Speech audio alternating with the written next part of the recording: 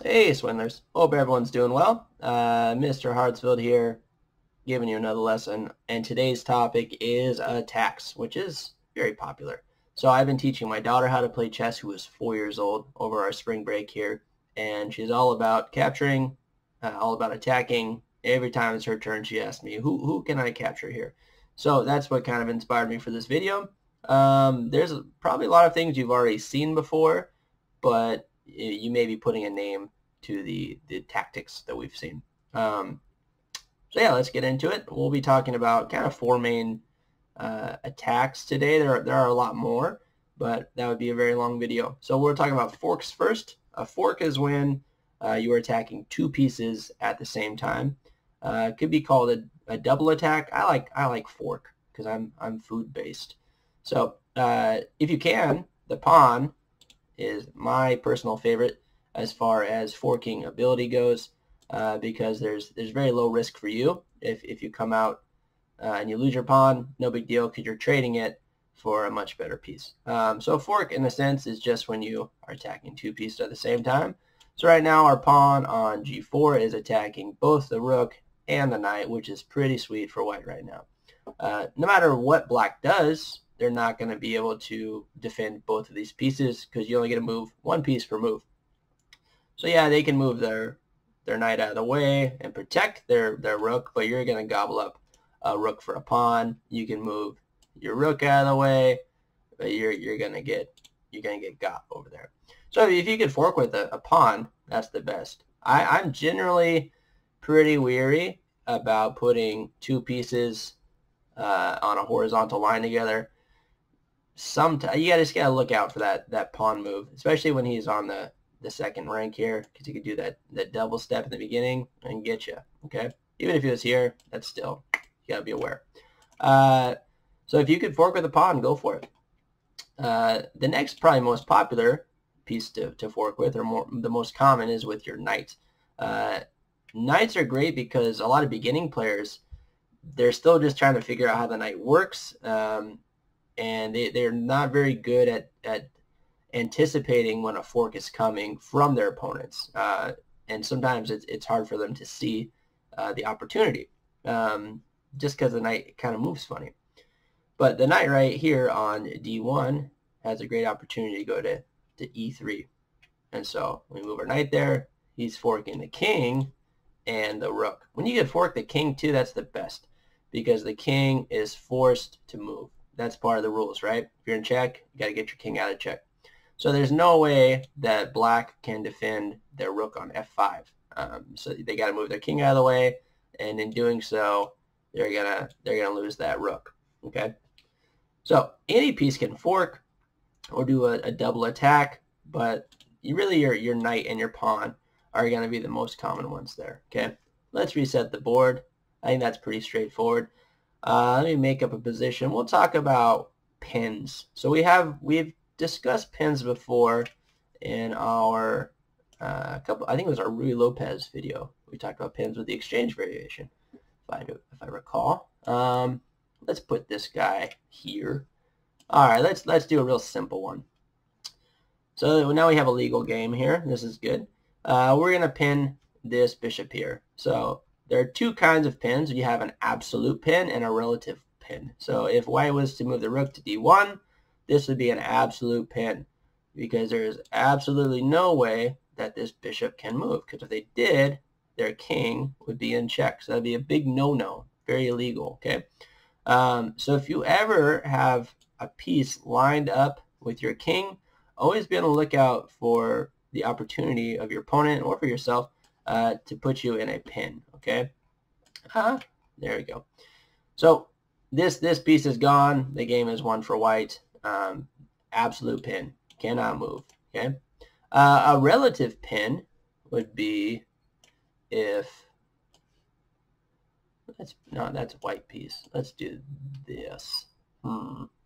Put you there. I'm gonna put you here, and I'll put this. Okay, here's a nice little relative pin. So if I was to have a bishop here on g2, I'd be pinning this rook to the queen. So this is a relative pin. Black is free to move. He could probably move a check, that'd be a good move. But if our king was hiding over here, it wouldn't be smart to move your rook, but you could, you know.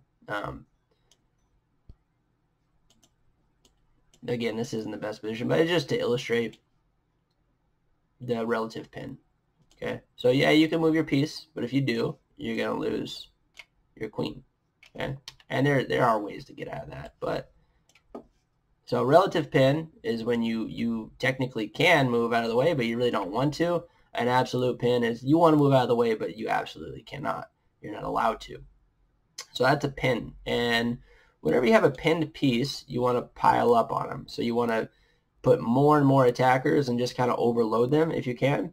And a lot of players, they try to release that tension very quickly. You'll see that especially in the Ruy Lopez and other openings where people just don't like tension, especially beginning players, and they want to kind of relieve that tension as soon as they can. And if you are someone who is pinning another player, try to keep up that pin for maybe not as long as you can, but try to keep that threat going.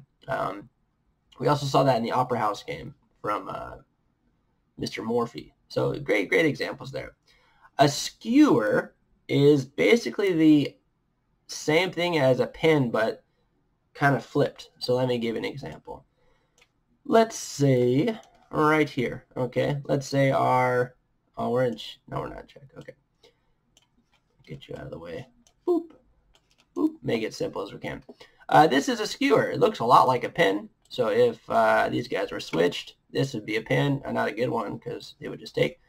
But switched around, we have what's called a skewer. So this is a sweet move. Just slide over there. The king is in check. He cannot be defended. He has to move, and in doing so, he loses his rook.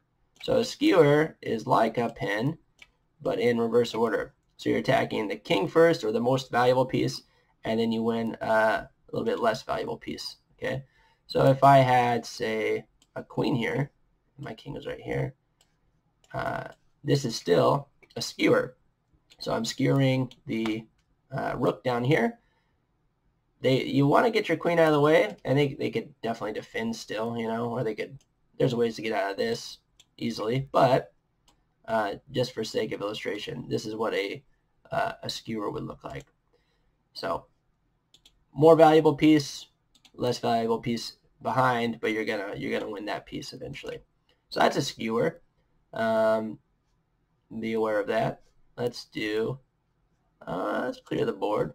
Let's do a discovered attack. So a discovered attack is kind of like it sounds. It's an attack that is discovered. All right. Let's do this.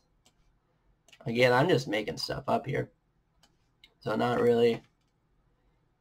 Yeah, let's just go with this. Okay. Discovered attack.